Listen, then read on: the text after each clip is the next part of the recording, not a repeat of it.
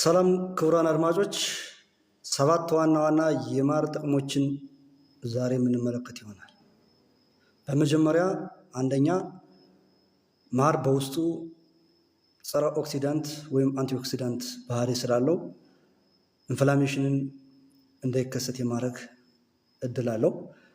ስለዚህ ከተለያዩ የክሮኒክ በሽታዎችም እንድንቶሎ የማድረግ ባህሪ ያለው። ሁለተኛው ሳልን ያስጣግሳል ማለት ነው። ጀስት ካፍ ሰፕረሳንት ነው ማለት ነው። ኢቨን የጉሮሮ ህመም ካለ እሱን የማስታገስ ባህሪ አለው ማለት ነው። ሶስተኛው የቁስል መዳንን ያፋጥናል። በተለያየ መንገድ ቁስል ከሰውነታችን ቢፈጠር ጉዳት ቢኖር ጸረ ባክቴሪያና አንቲኦክሲዳንት ባህሪ ስላለው የተለያዩ ሴሎች ጉዳት እንዳይደርስባቸውና ኢንፍላሜሽን የበለጠ እንዳይስፋፋ በማድረግ ኢንፌክሽንን የመከላከል ሂደት ይኖረዋል ማለት ነው። ስለዚህ ይህንን ቶፒካሊ ኢቭን አንዳንድ ቁስል ላይ ጉዳት ለሚኖር ሰዓት አፕላይ ብናደርግ ቶሎ ሊድንልን ይችላል። አራተኛው ዳይጀሽንን ሳፖርት ያደርጋል ወይም ደግሞ እገዛ ያደርጋል። ለዳይጀሽን ጠቀሜታ አለው ወይም ለምግብ መፈጨ ጠቀሜታ አለው። ይህም የሆነው በውስጡ ፕሪባዮቲክስ የሚባል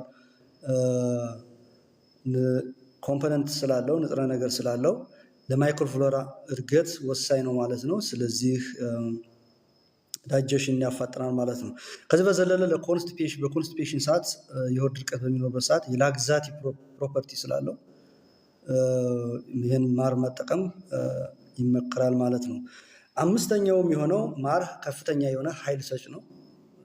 ስለዚህ ካርቦሃይድሬት በከፍተኛ ደረጃ በውስጡ ሱገር ስላለው ኃይል ሰጭ ነው የሚሆነው። ከዛ በዘለለ ግን በተወሰነ ደረጃ ሚነራሎችን፣ ቪታሚኖችን ያለው ነው የሚሆነው። ለምሳሌ እንደ ካልሽየም፣ ፖታሽየም፣ ማግኒዥየም በውስጡ ያሉት ናቸው የሚሆነው። ስድስተኛው ጠቀሜታ ደግሞ ማር እንግዲህ በውስጡ ላወር ግላይሰሚክ ኢንዴክስ ነው ያለው። በተወሰነ ደረጃ የግሉኮስ ሌቭል ቀስ በማድረግ የሚጨምር ይሆናል። በተለይ ይሄ የግሉኮስ ወይም የግሉኮስ እጥረት ወይም ደግሞ ዝቅተኝነት ያለባቸው ሰዎች ማር ቢወስዱ ይመከራል ማለት። በስተመጨረሻ እና ዋናው የሚሆነው የልብ ጤንነትን መጠበቅ ነው። ስለዚህ ማር በተለይ ባድ የሆነ ፋት አኮሙሌሽን ከሰውነት ካለ እሱን አንቲኦክሲዳንት በቢሄቪየር ስላለው ይቀንስልናል ማለት ነው። ክቡራን አድማጮች እንግዲህ ማር ምን ያክል ጠቀሜታ እንዳለው እንዳጠቃላይ ወደ 7 ጠቀሜታ እንዳሉት ነው ዛሬው ያየነው።